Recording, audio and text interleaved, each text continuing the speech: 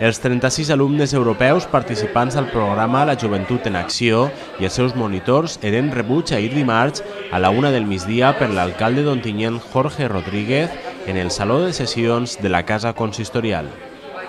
Els estudiants que al llarg del matí participaren a una activitat d'orientació per la ciutat entregaren un detall a l'alcalde, qui els dona la benvinguda a la ciutat i els va desitjar una bona estància a Ontinyent. Deseo que sepamos acogeros como vosotros nos acogéis en otras ediciones de este Youth Camp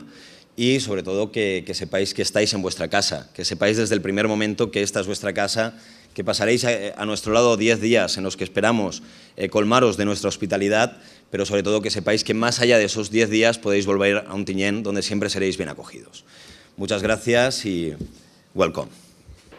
Per la vesprada, els i les joves acudiren a una xerrada de debat sobre la problemàtica de l'aigua, que és tema central de la programació d'aquest any i d'ahir el seu nom, el agua, recurso escaso y necesario.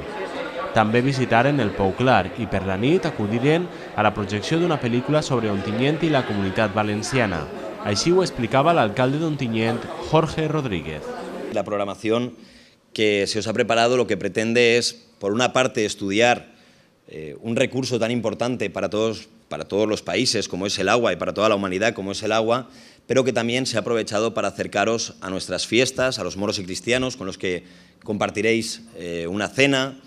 a nuestras tradiciones, a nuestras costumbres, a ciudades y a lugares magníficos que visitar y sobre todo me alegra que vayáis a saborear nuestra gastronomía, que os puedo garantizar que va a ser todo un placer. Els alumnes i monitors gaudiran de 11 dies a la Comunitat Valenciana, en els que coneixeran la ciutat d'Ontinyent i València, adquiriran coneixements sobre reutilitzar i estalviar l'aigua, conviuran amb famílies d'Ontinyent en les que descobriran la cultura i gastronomia valenciana i també visitaran Aquòpolis a Cullera.